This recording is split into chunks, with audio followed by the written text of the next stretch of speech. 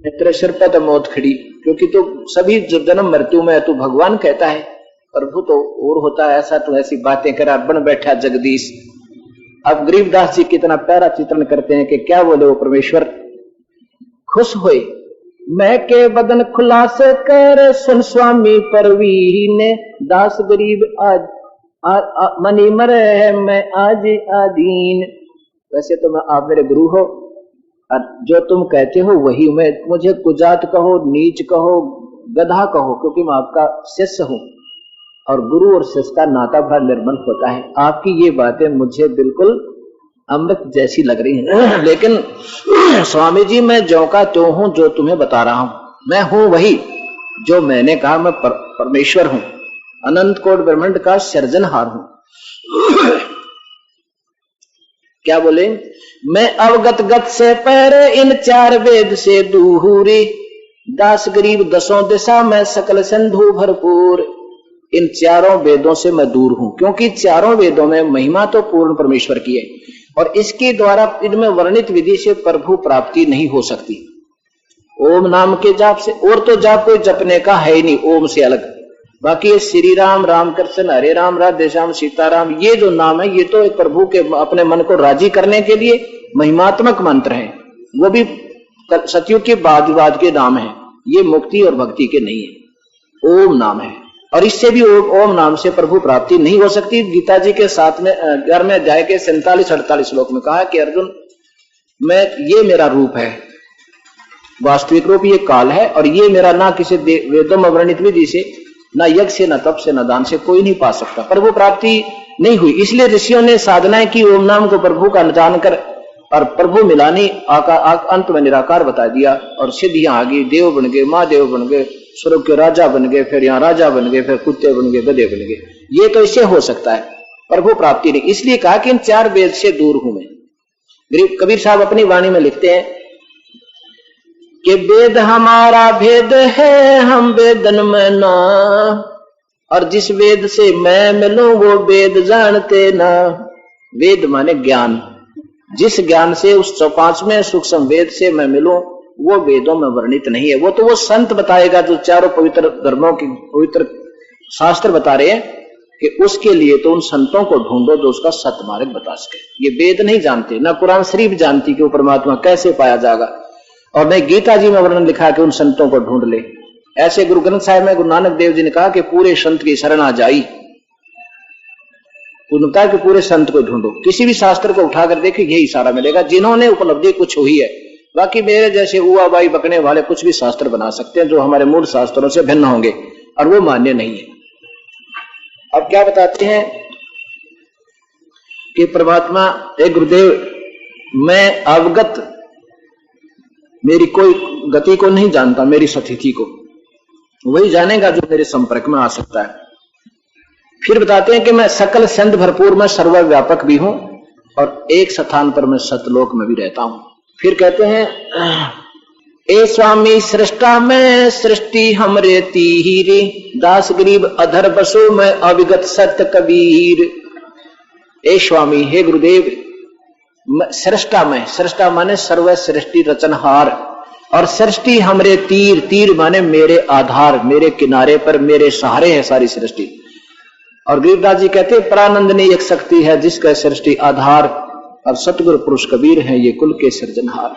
और मैं अधर बसू, अवगत सत कबीर, अधर माने सर्वोत्तम स्थान, सर्वोच्च स्थान सतलोक में भी रहता हूं। यजुर्वेद बताता कबीर अंगारी असी बंभारी असी और सर ज्योति दत्त धामासी। वो सतलोक में रहने वाला, कबीर कर्मों को काटने, पाप कर्मों को काटने वाला, बंधनों का शत्रु बंदी छोड़ है, वो सतलोक में रहता है।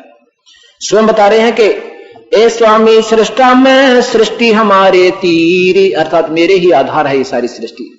और दास गरीब अधर बसों में अवगत सत्य कबीर, सुन रामानंद राम हम बावन नरसंग, दास गरीब कली कली हम ही कृष्ण अभंग। सुन स्वामी सत कहत हूं झूठ न मेरा रंचे, दास गरीब मेरे रूप बिना और सकल परपंच। अगर मेरी जो बात नहीं मानोगे तो सब परपंच है जो तुम अभी तक अपने अधूरी साधनाएं कर रहे हो। अब क्या बोले बंदी छोड़, कितनी गहरी बात कही है कि कबीर साहब ये कह रहे हैं, मैं रोवत हूं सृष्टि को, ये सृष्टि रोवे मोहे, गरीब दास हमरे वियोग को हो, समझ नहीं सकता कोई। मैं तो अपनी प्यारी आत्मा को रोता फिर रहा हूं, मैं भगवान हूं, मैं तुम्हारा पिता हूं जो तुम्हें सुखी करूंगा, तुम्हें सतलोक ले जाऊंगा, काल के जाल तो छुटवाऊंगा। और ये नो कहना तू भगवान नहीं, भगवान भगवान तो कोई और ही है, कैसा है ये इनको भी नहीं मालूम, ना इनके गुरुओं ने मालूम वो कैसा है। वो कहते हो तो निराकार है, उस प्रकाश दिखाई देता है, बताओ। और डिवाइन लाइट बताओ, कहते डिवाइन लाइट है, डिवाइन तो है नहीं, लाइट है। अब ट्यूब लाइट बताओ, ट्यूब को निराकार कह, लाइट हमने देखा, अनजान ने कुछ नहीं देखा। मून लाइट कह, मून कहते मून तो आकार नहीं, और लाइट हमने देखा। मून माने चंद्रमा, चंद्रमा बिना रोशनी कैसी, भगवान बिना लाइट कैसी। तो इन अंधों ने ना तो कुछ देखा, दूरी व्याख्या कर करके न्योड़ जा रखे। तो लोग कहते हैं मैं रो इनको कि तुम मेरे बच्चे हो, मेरी शरण में आ जाओ, तुमने सारे सुख दूंगा, काल तो छुटवा दूंगा, वो धन दूंगा जिसके लिए तुम तड़प रहे हो, और वो ऐसे दूंगा, एक नंबर पे दूंगा। तुमने घर में बरकत हो जा, चोरी ना हुआ, कितने व्यापार में घाटा ना हुआ, कोई बालक बीमार ना हुआ, वो धन हो गया, एक का नंबर में गुजारा हो जाएगा हमारा। हम 2 नंबर का काम करें, दूना दुख ठाओ, पाप के भागी हुए, अरे शांति रहे, अलग से भक्ति कर नहीं सकता। परमात्मा कहते मैं दूंगा तुम्हें वो सुख, तुम मेरी शरण में आ जाओ। तो कहते मैं इस मारे इस वियोग ने कौन मिटावा, ये ऐसा चाहिए जो बाहर दोनों का मेल करा दे। जैसे किसी को नशा हो जा, एक भगत जी कह रहा था जी मैं नशा हो गया, और नशा हो गया ऊपर तो चौंध लाएगी, और मैं अपने घर के पास और उठा हो लूं, और 3 किलोमीटर उठा जाऊं, फिर आगे दूसरा गांव दिखने लग जाए, वो आ गया गांव, उस गांव में जा खड़ा हूं, फिर वो आशे के भाई कौन सा गांव में जाना है, उस गांव में गई, सीधा जा, मैं फिर आ गया अपने घर के आसपास से, फिर उल्टा हो जाऊं, फिर उस रास्ते मेरा न्यू रहना उधर है, मेरा इधर तक घर है ही नहीं। तो इस बीमारी ने कौन बैठा, हमारी चौंध ने कौन तोड़ा? तो ये चौंध टूटा पूरे संत तय। वो फिर बतावे कि ये है वो परमात्मा, सब शास्त्र मूल दिखावे, और फिर ना जचती तो तुम नाम लेकर 1 साल 6 महीने रख कर देखो, पर सच्ची आत्मा तय। और जिसके लिए तुम तड़प भरम रहे थे, जिस वस्तु के लिए, और फिर आप देखना उसको भगवान वाले गुण मोह इसमें तो रख लेना, ना तो फिर छोड़ देना कि वो देवता की तो जहां यही तीर्थ पाओगे, उड़े वो पीपल पाओगा, जिसका धागे बांधा करते फिर बांध लियो, लेकिन आवश्यकता नहीं पड़ेगी आपको। पैसे में जब पानी मिल जाए, वो जाएगा कि खाली नल के ऊपर, कभी नहीं जाएगा बिना पानी के कुएं पर। ऐसे जब हमने जल जिसकी जरूरत है वो मिल जाएगा, फिर सपने में भी उधर मुंह करके नहीं सोएगा। जब घर पे मटका में पानी है तो कौन जाएगा कुएं पे? कोई जा सकता है? कहते आप मंदिर में जाना मना क्यों करते हो? मंदिर में मैं इसलिए मना करता, मैं नहीं कर रहा, हमारे भगवान कबीर साहब ने बताया कि जहां पानी नहीं है जिस कुएं में, और आपके घर में मटका हो, चल दोनों बात बड़ी कर लो। आप पानी के लिए कुएं पर जाते हो, और वो जल आपके पास है कुएं उसमें मटके में, तो उस मटके ने छोड़कर वहां जाओगे? नहीं। हम कहते हैं कि आप मंदिर अपने घर में बना लो। कैसे बनाओ? जैसे एक स्पेस बनाओ, वहां पर आप फोटो रखो अपने पूर्ण परमात्मा की, वहां जोत लगाओ, आरती करो, मंदिर हो गया। बताओ उसमें कई नारा भगवान दिरा, संत बिना भगवान नहीं मिल सकता, मंदिर में भगवान नहीं। एक भगत जी कहने लगा, हम वहां पाठ कर रहे थे, उसका चाचा भोग पे ना आया, जैसे तीसरे दिन हम भोग लगाते थे, संडे का दिन था, भतीजे का पाठ कर रहे हम, ये गरीबदास जी की वाणी का। वो बहुत देर से आज भोग भाग लगा, हम आराम से बैठे चालन की तैयारी कर रहे। उसने कहा चाचा तो भोग पड़ा था हमारे, आप आए, देर वक्त से आना था आपने। भाई आज मैं 5 मंदिरों में गया ना, छुट्टी थी दुकान की। बोला अच्छा। वो फिर गनवाए इस पर, फलाने पर, शिवजी वाले पर, फिर वो शमशान घाट वाले पर, और फलाने पर। तब मैंने फिर उसको कहा, आप एक बात बताओ भगत जी, आप 5 मंदिरों में गए? हाँ जी आज 5 मंदिरों में गया, क्योंकि उन संत ऐसे ही मिले थे, शाबाशी देते उसको, और हमारे पास हम झूठी शाबाशी दे के ऊपर बालक ने गुमराह हुए को दूना गुमराह नहीं कर सकता, समझदार। मैं बोला देखो आप एक कुएं पर गए, अगर वहां पर तुझे उस कुएं पर पानी मिल जाता, क्या दूसरे पर जाते आप? वो जानता गया कि तुम कहां बोलना चाह रहे हैं, लना नहीं तक कौन जाए फिर। तो उस कुएं में पानी नहीं होगा तो दूसरे पर तलाश करने जा सकता है, उस पर भी नहीं है तो फिर तीसरे पर जा सकता है, उसमें भी नहीं मिला तो चौथे में जा सकता है। तो वहां प्रभु नहीं है। क्यों नहीं है? क्योंकि हमारी गीता और वेदों में ऐसा नहीं लिखा कि वहां भगवान मिल जाएगा। वो तो लिखा उन संतों ने ढूंढो जो प्रभु के बारे में मार्गदर्शन करें और फिर वो प्रभु के गुण आपको प्राप्त हो। जब तक न बोला आप तो वो फिजूल की बातें करते उठ कर चलेगा, और फिर लड़के का भाव भी बिगाड़ दिया, बोला कहां नास्तिक का फंस गया तू है, करे गुरु बना बैठा। वो बच्चा भी नाम तोड़वा दिया, 6 महीना बाद बालक फांसी खाकर मर गया वही लड़का। और फिर उसने लाना दे तुम नाम ले रहे थे रे, थारा क्यों हो गया बता, जब कनेक्शन कट गया बिजली के गुण कहां से आएंगे। उसका नाम तोड़वा दिया, वो पूजा शुरू करवा दी जो गीता विरुद्ध कर रहे थे, पहले ही हम शास्त्र विरुद्ध कर रहे थे, दोषी थे। फिर वो फांसी खाकर मर गया, क्यों घर में अशांति होगी। पहले उसका घर छूटा हुआ था, उस व्यक्ति का, जिस लड़के का हम नाम दिया था उसका घर छूटा हुआ था कि उसमें जंद रहता है, और पूरे सारे देवता, सारे पितर, सारे पंडित जी जो उनके मूल गुरु थे वह भी बुला लिए थे। उन्होंने यही सलाह दी थी कि आप किसी दूसरे घर में रहने लग जाओ। और 1.5 साल से 1500 रुपए किराए पर लेकर रह रहे थे, और वो खाली पड़ा था। और नाम नित्य 15 दिन के अंदर वो अपने इस घर में आ गए थे, और 1 साल से घर में रह रहे थे, कोई दिक्कत नहीं थी। फिर वो चाचा की बात वहां को गुरु जी का नाम, परमात्मा तो दूर हो गए, वो भूत फेर आ गए उड़ा, क्योंकि भूत पूजनीय भूता बने, पर भूतान पूजेंगे तो भूत आवेंगे वहां पर। वो फिर फांसी खाकर मरा, उस चाचा ने नाम तोड़वा दिया। अब ये मत समझना कि हमारा नाम तोड़ने से हानि होगी, कतई नहीं होगी, वैसे छोड़ देना जब दिल करे। लेकिन जैसे आप एसी रूम से जेठ के महीने बाहर जाओगे तो गर्मी सताओगी, एसी रूम से कोई दुख नहीं तुम्हें, वो तो शांति कर रहा था आपको, ऐसे समझना। अब मैं जो कहना चाह रहा था कि हम रोवत हैं सृष्टि को, सृष्टि रोवे मोहे, ये भगवान भगवान करते आओ, हमने सुखी करियो, हमें ये दियो, हमें सुख दियो, हमारे धन देना। और जिन भगवानों को तुम पूज रहे वो सुख कर नहीं सकते, कि वो स्वयं सुखी नहीं रहे। भगवान श्री राम की देखो सारा जीवन, एक दिन भी सुख का सांस उन्होंने लिया हो। जिनके बच्चे कहीं नवजात शिशु और गर्भवती औरत घर से बाहर निकाल दी जाए, वो आदमी सुखी नहीं हो सकता, चाहे लोग दिखावा, समाज की शर्म पे, चाहे वो घर में भी पड़ा रहे, वो सुखी नहीं हो सकता। अगर ऐसे ही सुख मानते हो तो फिर तुम्हारी मौज है। अगर इसी को तुम सुख मानते हो, पति कहीं बालक की तरह धकेखा आदमी की तरह, तो फिर वो सुख ऐसा ही मान रहे हो तो फिर तुम्हारी मौज है।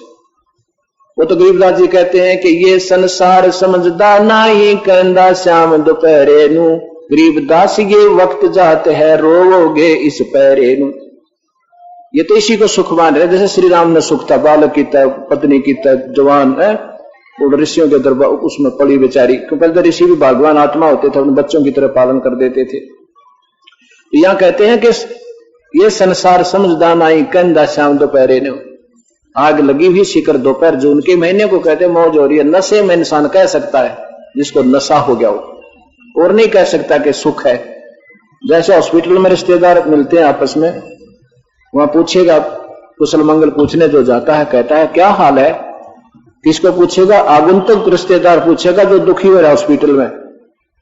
वो कहेगा एक बालक बीमार है, बाकी मौज हो रही है, बस लड़का थोड़ा सा बीमार है, बाकी और मौज हो रही है। और के टट्टू मौज, जब हॉस्पिटल में इंसान की, मैं भी मौज में नहीं जा सकता, मां दुखी प्राणी जाता है, और वहां भी फिर हाथ मिलाते कहते हैं मौज हो रही है। बस कचड़ियां मिल लेंगे ना आपस में रिश्तेदार, और क्या हाल है, कुछ मौज हो रही है। हाथ हटने तो पहले ये सोच लेगा वकील नहीं आया, गवाह की तगा बिराना है, और चिंता 36 मन में भरी, और कहते मौज हो रही है। यहाँ गरीबदास जी कहते हैं तुम ये संसार समझदा नहीं, कहंदा श्याम दोपहरे नू, शिखर दोपहर को कहते हैं ठंड है, सीले के। और गरीबदास ये समय जावे है, रोगे इस समय को, इस पहरे को याद कर करोगे जो संत पूरा नाम मिलाता है, ये मनुष्य शरीर हाथ से छूट जाए। तो यहाँ कहते हैं कि तुम भगवानों का, तुम उनका आसरा ले रहे जो स्वयं दुखी। श्री कृष्ण जी का जीवन देखो, सारा देख लो बेचारे का, कैद में जन्म हुआ, मामा दुश्मन हो गया, और मार काट जरा सिंह पुत्र, कदे शिशपाल, कदे फलाना, बिरान माटी, बेचारे ने वहां से मथुरा छोड़ के और उस समुद्र में शरण ली। आए थे हमें कुछ सदमार्ग दर्शन करने के लिए, जितना वो कर सकते थे उनके पीछे पड़ गए पागल सारे। तो उन्होंने वहां जाके जीवन व्यतीत किया, और फिर अंत में सारा पूरा यादव कुल विनाश को प्राप्त हुआ। आपस में लड़ मरे, भगवान को तीर लगा। तो यहां बंदी छोड़ कहते हैं कि मैं रोता हूं सृष्टि को, सृष्टि रोए मोहे, और गरीबदास इस योग ने समझ नहीं सकता कोई। तुम उनको भगवान मान रहे जो आपका दुखी रहे बेचारे, वो काल प्रेरित आए थे, अपने कर्मों का दंड भोगने आए थे। जैसे भगवान राम ने बाली मारा था, और उसका प्रतिफल में उसने देने के लिए विष्णु कृष्ण बनकर आना था, ऐसे इसकी पहले फिल्म बना दी जाती है काल के द्वारा। ये तो हीरो बनकर आते हैं, और हम फिर उस फिल्म को देख देख कर चक्कर काटते रहते हैं, वाह क्या काम कमाल कर दिया, श्री राम ने सीता को भी त्याग दिया, न बिना सोचते बताया कोई अच्छी बात हुई। चलो जैसे भी हुआ वो मजबूर थे, क्योंकि उनका प्रारब्ध ऐसा था। भगवान श्री राम के बस की बात नहीं थी। उनको नारद जी ने श्राप दे रखा था, उसके आधार पर उनको ऐसा भोगना ही भोगना था तो ये बुरा ही। जब परिवार अपनी जो नवजात शिशु के साथ गर्भवती औरत को निकाल दिया जावा करते हैं, माड़ी बात तो है ही, लेकिन मजबूरी थी। वो चेंज जिसमें कर नहीं सकते, बदलाव नहीं कर सकते। ऐसे फिर क्या होता है, ये छोटी सी कथा, इसको समापन करते हैं। रामानंद जी को बता रहे हैं कि 4 युगन में हम फेरे, नहीं आऊं नहीं जाऊं। 4 युगों में आता हूं मैं, आऊं नहीं जाऊं मैं। ऐसे जन्म मृत्यु में नहीं हूं, जैसे आवा और आना और जाना, ऐसा नहीं। गरीबदास गुरु भेद से लखो हमारा ठाम। पूरे संत को के भेदते हैं वो, जैसे विधि बतावे उस पूरे संत के द्वारा दिए जाने वाले तत्व ज्ञान के आधार पर मेरे उस वास्तविक स्थान को तुम प्राप्त कर सकते हो। गोता लाऊं स्वर्ग में, जा बैठूं पाताल, गरीबदास ढूंढत फेरूं अपने हीरे मानक लाल। कबीर साहब बोले, स्वामी जी मैं तो परमात्मा हूं और अपनी प्यारी आत्माओं को ढूंढता फिर रहा हूं। गोता मारूं स्वर्ग में और जा बैठूं पाताल, और गरीबदास ढूंढता फिरूं अपने हीरे माणिक लाल। अब जैसे यहाँ प्रभु ने कृपा बख्शी है, ये सत्संग हुआ, जो हमारे लाल थे, हमारी आत्माएं हैं, उनको हम अपना सत्य ज्ञान बता रहे हैं, और जिनके ये समझ में आ जाएगी, समझो वो हमारे लाल हमारे चरणों में आगे। अब के ना आई तो दूसरी बार आएगी, दूसरी बार नहीं आएगी तो तीसरी बार आएगी। ये पहचानेंगे। अभी बालक हो तुम, बालक नहीं पहचानता अपने बच्चे को। जो थोड़ा सा मीठा बोल रहा है उससे 2 टॉफी दे दो, बच्चा उसी की गेल हो ले। वो टॉफी दे सके, जवान होगा जब अपनी जमीन संपत्ति ना देते रहता है। ऐसे अपना मूल पिता ही हमें जो कुछ देगा वही देगा, और उसी से हमें सर्व लाभ होगा। वो हम बालकपन में सब पहचान नहीं पा रहे हैं। अब क्या होता है, रामानंद जी ने सोचा ये होगा, बात तो बढ़िया बढ़िया बताओ कति जो की तो। और फिर क्योंकि संत में कुछ अगर गुस्सा भी हो जाता क्षणिक होता है, फिर कहने लगा बेटा बच्चा तू बैठ जा, मैं तेरे से बाद में बात करूंगा, पहले मैं अपनी कुछ क्रिया कर लेता हूं, कर्मकांड जो रोज करता हूं। अब गरीबदास जी कहते हैं देखो इतने विद्वान पुरुष, 4 वेदों के ज्ञाता, बाल ब्रह्मचारी, गीता जी के मर्मज ज्ञाता कहलावे, और उन्होंने सब ये अन्य पूजाएं छुटवा दी थी, जो पाखंड पूजाएं थी उस काशी में, जो उन पाखंडी लोगों ने फैला रखी थी, दूसरे अनजान पंडितों ने, उनको मिटा करके गीता अनुसार, वेदों अनुसार जैसी वो साधना करवा सकते थे वो करवा रहे थे। लेकिन कर्मकांड फिर भी करवा रहे थे, ऐसे इनको बताया है। कैसे? गरीबदास जी कहते हैं वेद पढ़ने पर वेद ना जाने, बाँचे प्राण 18, और फिर भी जड़ को अंधा पत्ते खुआवा भूला सृजनारा। वेद पढ़ने पर भेद नहीं जाने, इसमें क्रिया कैसी होनी चाहिए, उनको दृढ़ निश्चय नहीं है कि ऐसा नहीं करना चाहिए। वेद भी पढ़ रहे हैं, फिर सुनी सुनाई अन्य दूसरे लोक वेद को भी साथ ही रखते हैं। तो रामानंद जी वैसे गुप्त करते थे। एक तो कर्मकांड सामने होता है, भगवान विष्णु की मूर्ति को स्नान कराते हैं, उसको स्वच्छ, पुराने कपड़ों को धोते हैं, नए कपड़े पहनाते हैं स्वच्छ, और तिलक करते हैं, माला डाल देते हैं, फिर बाद में मुकुट रख देते हैं भगवान। वो कर्मकांड में ये एक दिन की पूजा होती है। तो भगवान श्री रामानंद जी क्या करते थे, आंखें बंद करके मानसिक काल्पनिक मूर्ति भगवान विष्णु की बना के बाहर नहीं करते थे कि कोई लोग न्यू ना कहते तो आप भी तो करते हो, वो न्यू ना करते थे, न्यू करते थे, बात वही है। था तो वो कर्मकांड ही, वो भी अंधेरा हटाना था सतगुरु ने उस प्यारी आत्मा का। तो क्या बनाया कि भगवान विष्णु की मूर्ति है जैसे ठाकुर जी की, और फिर गंगा जल जैसे अपने सिर पर लाए हुए ऐसे कल्पना कर रहे हैं आनंद में, और मटका उतारा, फिर भगवान ठाकुर की मूर्ति के जो कल्पना से बना रखी थी मन में आंखें बंद करके, उसके कपड़े उतारे, पुराने तो अलग रख दिए, धोए हुए कपड़े नवा नुका, फिर कपड़े पहनाए, फिर तिलक लगा दिया, मुकुट रख दिया। वो एक कंठी डालते हैं माला, एक तुलसी के मनिये की, वो ना डाली, भूल गए, कल्पना से जो कर्मकांड करे उसमें भूल गए, नहीं ध्यान रहा। फिर याद आया कि ठाकुर जी, क्योंकि उसका रोज का अभ्यास बना हुआ था, ऐसे वो कल्पना में बनते जाते थे।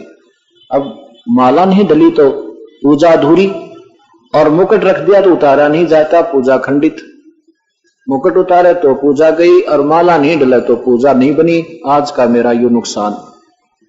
अब विद्वान पुरुष होते हैं जिनको पता होता है कि ये तो आज कोई बात बिगड़ गई, आज तक जीवन में ऐसा नहीं हुआ कभी, ये क्या हुआ प्रभु, चिंतित हो गए। तब कबीर परमेश्वर, अच्छा वो क्या करते, उन्होंने सोचे कि माला को मुकुट के अंदर से डाल देता हूं, मुकुट भी नहीं उतारना पड़ेगा और माला डाल दूं। वो मुकुट में फंस गई, माला आगे जा नहीं रही। अब बाहर से कबीर परमेश्वर बोलते हैं, जब कति आंखों में पानी आ गया रामानंद जी के, कहा ये क्या बना परमात्मा, आज मैंने ऐसा, मेरा कौन सा पाप कर्म उदय हुआ है जिसके कारण मेरी पूजा खंडित होगी, आज तो सारा दिन व्यर्थ जाएगा मेरा। बाहर से कबीर साहब कहते हैं, स्वामी जी इस माला की गांठ खोल लो, घुंडी खोलकर फिर माला गले में डालकर गांठ लगा दो, मुकुट नहीं उतारना पड़ेगा। अब रामानंद जी ने देखा भाई कहीं आगे कोई दिखाई दे नहीं रही मूर्ति, आगे पर्दा लगा हुआ है, और ये कबीर ने मेरे मन की बात पकड़ ली, कबीर नहीं है तो वास्तव में भगवान है जो कह रहा था मैं प्रभु हूं। अब इसको ब्राह्मण कहते हैं। ब्राह्मण सोए जो ब्रह्म पहचाने, जो परमात्मा को पहचान ले, वो ब्राह्मण कहलाता है। उसी समय आडा पर्दा दूर भगा और लीना कंठ लगा, सीने से लगा लिया परमेश्वर को 5 वर्ष की आयु में जो खड़े थे। अब जिसको ज्ञान है, विद्वान पुरुष नहीं देखा करते ये जात मुझे क्या देगी, क्या मुझे मजहब देगा, और भगवान सामने खड़े जिसके लिए हम तड़प रहे हैं, उसमें वो कुल मर्यादा नहीं देखते, ना कोई जाति देखता। वो विद्वान होता, नहीं तो ड्रामेबाज होते हैं, वो भक्ति नहीं कर सकते 7 जन्म भी। उसी समय उन्होंने नहीं देखा समाज क्या कहेगा, ब्राह्मण और छोटी जाति वाले के बच्चे को सीने से लगा लिया, और जब सीने से लगा जैसे रुई होती है ऐसा शरीर परमेश्वर का। तब कबीर साहब ने क्या बताया, सेवा करो संभाल कर सुन स्वामी सुर ज्ञान, गरीबदास सिर मोकट धर वो माला अटकी आन, स्वामी घुंडी खोल कर फिर माला गल डारे, गरीबदास इस भक्ति को हो जान सक करतार। मेरी मानसिक पूजा को तो भगवान समझ सका और कोई उसको देख ही नहीं रहा, कोई देख ही नहीं सकता, ये तो वास्तव परमेश्वर है। डोडी पर्दा दूर कर लीना कंठ लगाए, गरीबदास गुजरी बहुत जब बदने बदन मिलाए। कहते हैं दुख तो मतलब महसूस तो हो रहा था स्वामी जी को कि दुनिया क्या कहेगी, लेकिन भगवान सामने खड़ा था, रुका नहीं गया। गुजरी तो बहुत उसके ऊपर के दुनिया क्या कहेगी, पर कर दे दुनिया को, भगवान सामने खड़ा, अब दुनिया क्या देगी मुझे, ऐसा सोचकर क्या बोले, मन की पूजा तुम लखिए मुकुट माल परवेश, गरीबदास गति कौन लखे तेरा कौन वरण क्या भेख। हे परमात्मा, हे मालिक, हे दाता, अब इसमें तो कोई शंका रही नहीं, तू प्रभु है। आपने मेरे मन की बात पकड़ ली है परमेश्वर, आपने समझा कैसे, किस तो वर्ण अर्थात जाति में आगे और किस वेशभूषा में खड़े प्रभु तुम। गरीबदास तेरी गति कौन लखे, तेरी सतिथि को कौन समझे कि तू करता रहे, कौन वर्ण और क्या भेष, किस वेशभूषा में 5 वर्ष का बालक जुलाए के घर में जन्म, आपने भगवान मानना कैसे दुनिया। अब यही तो मनाना है हमने। अब प्रधानमंत्री कौन सा हथियार रखा है और समर्थ सब शक्ति युक्त है, और पुलिस वाला इंस्पेक्टर आ जा सारे घी बन जा, अब उसको तो सब मान लेते हैं, तो शक्ति रखता है, प्रधानमंत्री आ जाएगा ना, जिस क्षेत्र में वो MP क्षेत्र में खड़ा हुआ होगा, ऐसे बात करते जैसे भाई से करते हैं वहां के क्षेत्र के लोग, और परम शक्ति युक्त है, उसने ड्रामा करने की आवश्यकता नहीं, उसके पास सारी पावर है, वो बंदूकों वाले भी उसके साथ ही है कि सारे बनाते हैं सारे। तो ऐसे जो समर्थ होते हैं उनको ऐसे नाटक दिखाने की आवश्यकता नहीं होती, वो परिपूर्ण होते हैं। ऐसा कबीर परमेश्वर है। प्रधानमंत्री ने वर्दी लागत चालन की कोई आवश्यकता नहीं, ना कोई पिस्टल पुस्टल टांगने की, उसके पास सारा कुछ है, एक इशारे में एक शब्द में है। ऐसे कबीर परमेश्वर पूर्ण समर्थ थे, उन्होंने ऐसे अलग से आडंबर दिखाने की, सुदर्शन चक्कर हाथ में कदम पदम दिखाने की कोई आवश्यकता नहीं पड़ती। वो सारे वो कदमा वाले उनके गिले हैं, अर्थात 3 प्रधानमंत्री के साथ में राज्य के मंत्री भी उसके इशारे पर ही चलते होते हैं, और जितने भी सुप्रीम उनकी फोर्स होती है वो भी प्रधानमंत्री के इशारे पर ही चलती होती है। ऐसे कबीर परमेश्वर रहते थे। तो यहां वो कहते हैं परमात्मा, हमने तो वही भगवान सुने थे जिसके हाथ में कदम गदा पदम शंख चक्र आदि हो, और आपने कैसे भगवान माने। ये अपने मन की बात रामानंद जी कह रहे हैं। तो कबीर साहब ने कहा स्वामी जी, हाँ, कहने लगे ये तो मैं समझ गया आपने के लीला की। क्या लीला की? कि आप मेरा भ्रम तोड़ना चाहते हो कि जाति पाति में उलझ कर हम प्रभु नहीं पा सकते, हम नफरत के कारण हृदय में बना करके प्रभु नहीं पा सकते। मैं समझ गया आपके इशारे को, आज के बाद मैं किसी जाति वाले से नफरत नहीं करूंगा। गुरुदेव कबीर साहब से कहा रामानंद जी ने। कबीर साहब ने समझा कि देखो आप विद्वान पुरुष और आप ही ऐसे जाति पाति का भेद रखोगे तो ये बेचारे भोली आत्माएं कैसे प्रभु पा सकेंगी। प्रभु तो साजला है सबका, वो गरीब का अमीर का सबका ही तो बोलिया तो मैं समझ गया आपकी बात को। ये तो दीक्षा तुम दई ही मान ले मन मोरे, जो तुम करना कहना चाहते थे दिला करके वो तो मैं समझ गया आपकी, और ये मैंने स्वीकार भी कर ली। रामानंद जी कहते और फिर क्या कहते हैं मालिक, गरीब दास तुम कोमल पुरुष हमरा बदन कठोर, तुम तो बहुत विनम्र भगवान, नरम भगवान, कोमल माने बिल्कुल मुलायम शरीर है आपका, रूई जैसा। कोमल पुरुष माने बहुत मुलायम शरीर वाले प्रभु हो आप, और मेरा बदन कठोर। फिर क्या कहा कि एक बात बता बच्चा, ठीक है क्योंकि परमात्मा है ये, फिर भी भूल भुलैया मन में रही जाती है, सब कुछ लक्षण देख रहे हैं फिर भी मन नहीं मानता, ये बड़ा उस्ताद है। कहता एक बात बता बच्चा, तूने झूठ क्यों बोला? कैसे स्वामी जी? कि आपने कहा कि रामानंद जी से नाम ले रखा, तूने मेरे से कब नाम लिया? मैंने तो तुझे कभी उपदेश नहीं दिया। कबीर साहब ने कहा कि जी एक दिन आप स्नान करने के लिए सुबह सुबह दरिया पर गंगा पर गए थे और मैं वहां लेटा हुआ था, आपकी ठोकर लगी थी, खड़ाऊं लगी थी और मैं रोया था। आपने कहा था बेटा राम राम जपो, राम के नाम से उद्धार होता है, सुख होता है। मैंने नाम ले लिया, आपने मेरे सिर पे हाथ रख दिया, मेरे गुरु हो गए। रामानंद जी बोले भाई देखो, एक तो मैं राम राम कोई जाप नहीं देता क्योंकि वेदों के ज्ञाता थे, वेदों में ओम मंत्र है और गुप्त रखा कि मैं, क्योंकि सीधा नहीं कहते संत, ओम ओम नहीं कहेंगे जो संत होते वो, क्योंकि जो अधिकारी होता है उसके मुख से निकला हुआ वो मंत्र बन जाता है। इसलिए हम सीधा नाम नहीं बोलते बल्कि सत साहेब, सच्चा साहेब, परमात्मा ही सत्य है। सत साहेब का अर्थ होता है भगवान ही सत्य है, उसी से सब कुछ हमारा बनेगा, इसलिए हम उसको सीमन करते हैं। ऐसे राम राम राम ही सब कुछ है, इसलिए हम वो इशारे करते रहते हैं संत, वो राम राम जाप नहीं है। तो रामानंद जी कहने लगे मैं राम नाम तो नहीं देता। कबीर साहब ने कहा आप ओम नाम देते हो। रामानंद बोला भाई सही बता दिया तो इसने, क्योंकि गुप्त रखते हैं हम मंत्र को, जैसे हमें कोई बता दिया आप ये नाम देते हो, या तीनों सोचे किसी से सुन रखा होगा, लेकिन पहले ऐसा नहीं था। जो कह दिया वो ऐसा ही करते थे, दोषी नहीं होते थे, वो अन्य को नहीं बताते थे अपने मंत्र को जब तक गुरु से लेकर के। फिर कहा कि बच्चा एक और बता, मैं तो एक कंठी भी देता हूं, वो माला तो नहीं तेरे गले में? वो निकाल के दिखाई, कपड़े तले थे।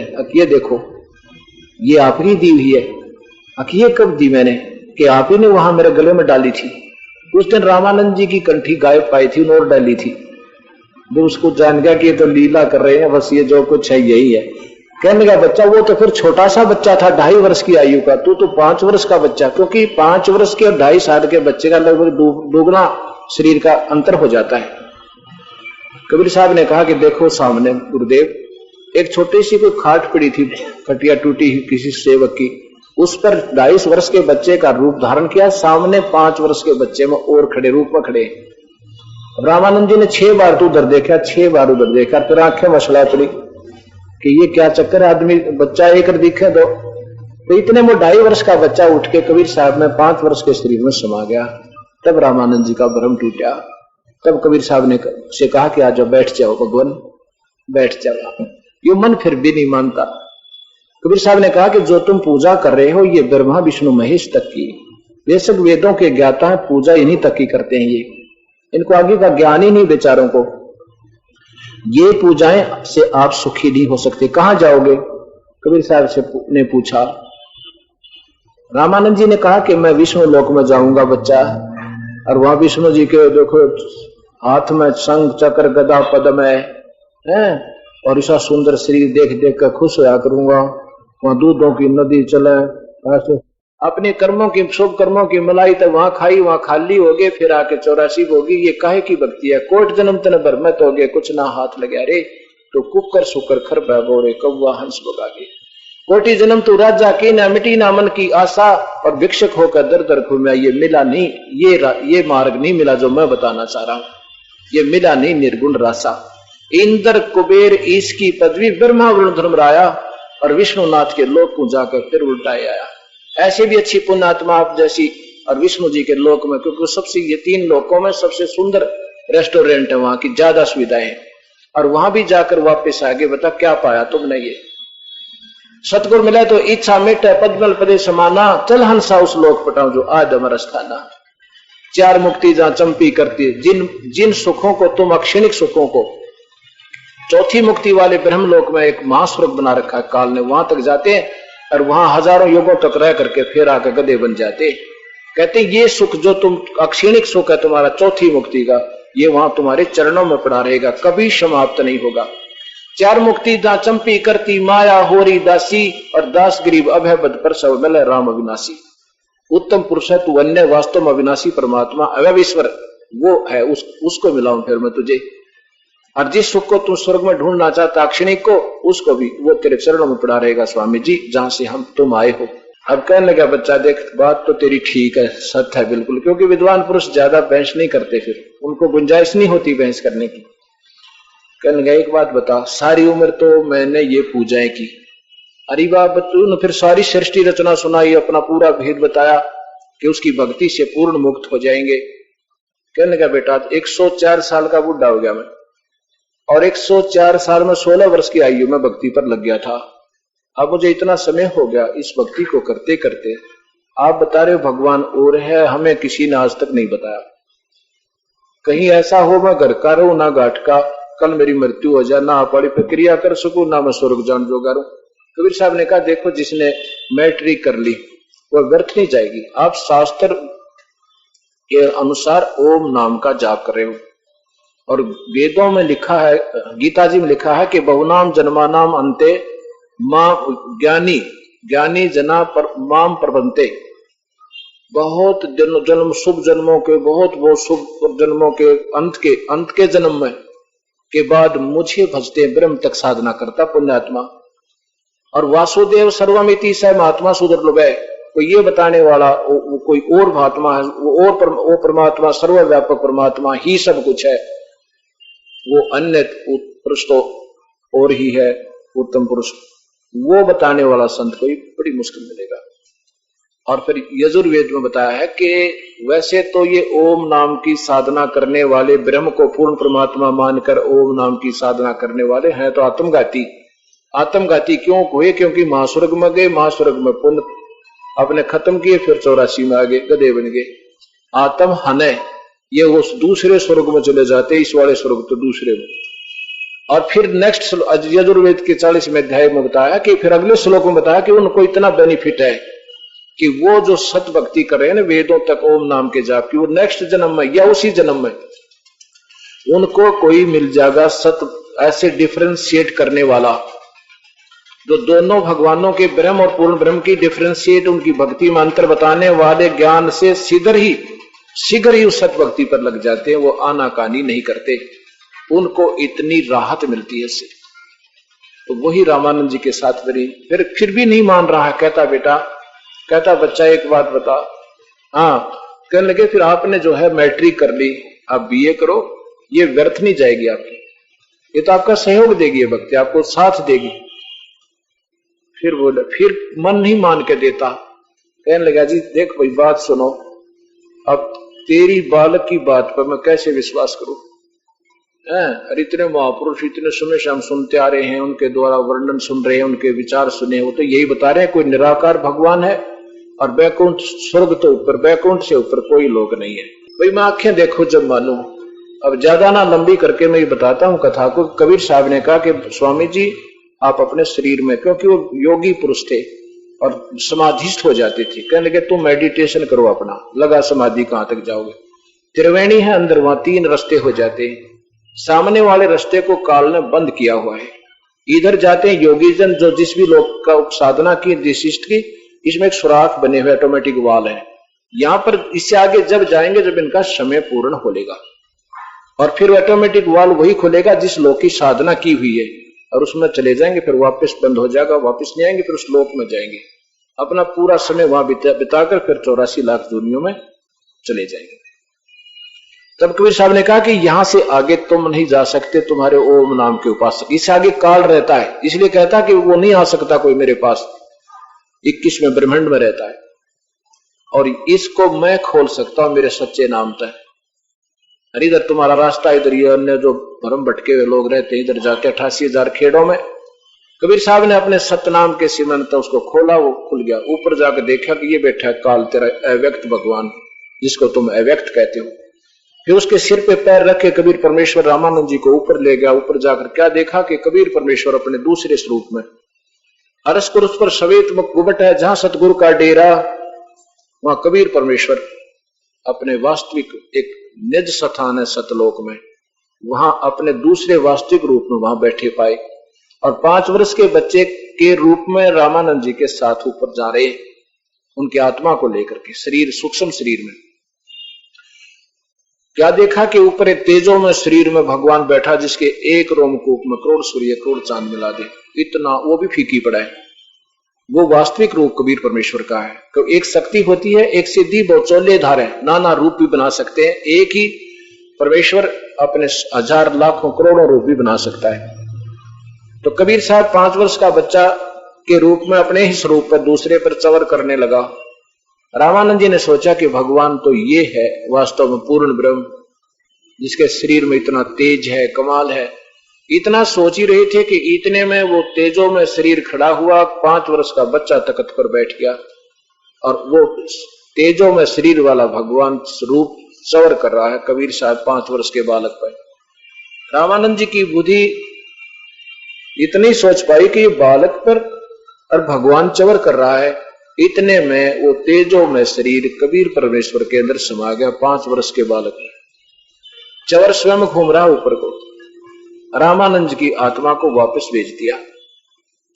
आगे जब देखा समाधि टूटी, तो 5 वर्ष की आयु में जो के तो सामने बैठे, तब रामानंद जी ने कहा था, तावा चित चक्रित भया देख फजल दरबार, तावा चित चक्रित भया देख फजल दरबार, गरीबदास सजदा किए हम पाए दीदार।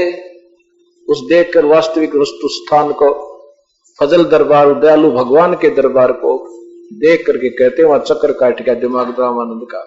और सिजदा किए, सिजदा माने बार बार प्रणाम करना, माथा टेकना, और हमने आज भगवान देखा, हम पाए दीदार।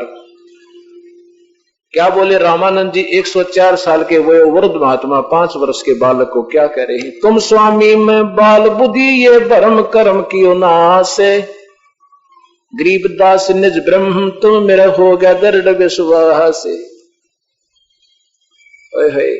तुम स्वामी, स्वामी माने गुरुदेव, आप मेरे गुरु, मैं आपका बालक। मैं तो बालक जैसा ज्ञान था मेरा अभी तक, वेदों को जितना मैं जान चुका था।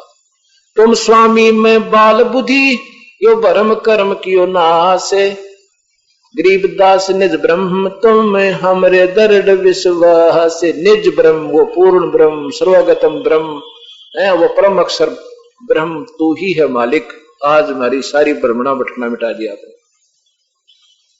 सुन बे सुन से तुम परे उर से हम रहती ही, सुन बे सुन से भी तुम दूर हो, और इधर हमारे हृदय में भी तुम ही अंतर्यामी रूप में रहते हो।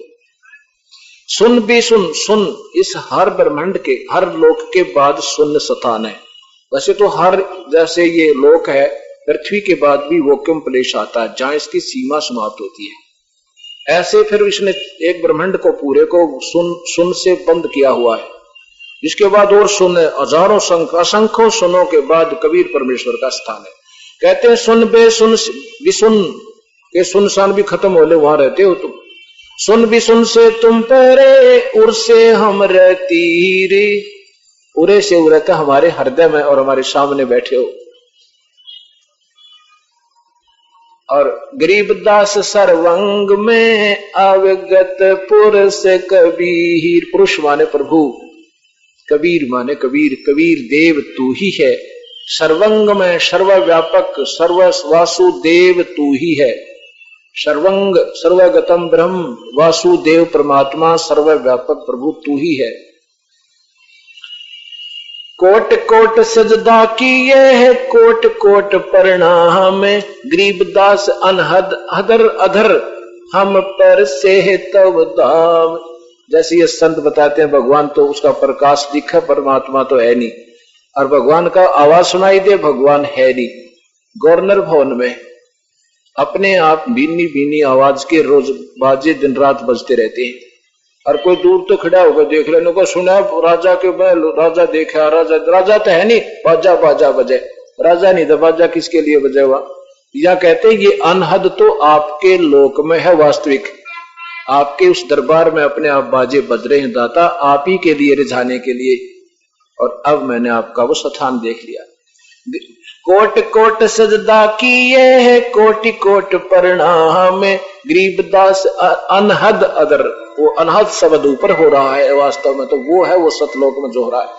हम पर से तुम धाम, हमने आपका वो शाश्वत स्थान में देख लिया, वो सतलोक देखा मैंने आज तेरा। बोलत रामानंद जी सुनो कबीर करता हारे, गरीबदास सब रूप में तू ही बोलन आरे।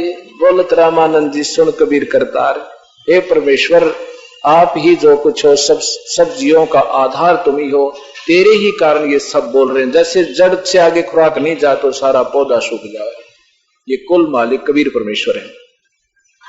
तुम साहेब तुम संत हो, तुम सतगुरु तुम हमसे, गरीबदास तेरे रूप बिना और न दूजा अंश। तू ही भगवान, तू ही दास बन के आया है, और तू ही परमेश्वर, और आप ही साधु हो, आप ही हंस हो, आप ही सब कुछ हो, दूसरा कोई है नहीं। जी कबीर साहब कहते हैं आप आरती आप पे साजे, आप पे किंगर आप पे बाजे, आप नचे आप देखन हारा, आप पे ताल झान जनकारा। ये सारे खेल स्वयं ही आकर अपना सही सही ज्ञान देता है। मैं भगता मुक्ता भया ये कर्म कुंद किया नासे, गरीबदास अवगत मिल गए अब मिट गई मन की बांसे। मैं आपका भक्त मुक्त हो गया। रामानंद जी कहते हैं अपने शिष्य को, गुरुदेव बोल रहे हैं, रामानंद जी कहते हैं कि मैं आपका भक्त मुक्त हो गया, प्रभु का भक्त, प्रभु रूप में बोल रहे हैं, और मेरा तो आपने सारा भ्रमणा भटकना ये सारा विनाश खत्म कर दिया, और मेरा पक्का विश्वास हो गया कि बाप मालिक को, इसमें कोई शंका नहीं। दो ठोड़ है एक तू भया एक से दो, गरीबदास हम कारणे आए हो मगजो। दो ठोड़ है एक तू, सतलोक में विदाता तू ही है और यहाँ भी तू ही है, और हम दासों के लिए आप तो यहाँ दुखी होते फिर रहे हो, हमारे को सतमार्ग दर्शन करने आते हो और हम आपको पहचान नहीं पाते। उस दिन के बाद रामानंद जी ने कह दिया कि मैं किसी का गुरु नहीं हूं भाई, मैं तो अधूरा था और पाप का भागी था। ये भगवान समझो चाहे गुरु समझो, इससे जिसने नाम लेना इससे ले लो, आज के बाद मेरा कोई शस नहीं है। बोलो सतगुरुदेव सत साहिब।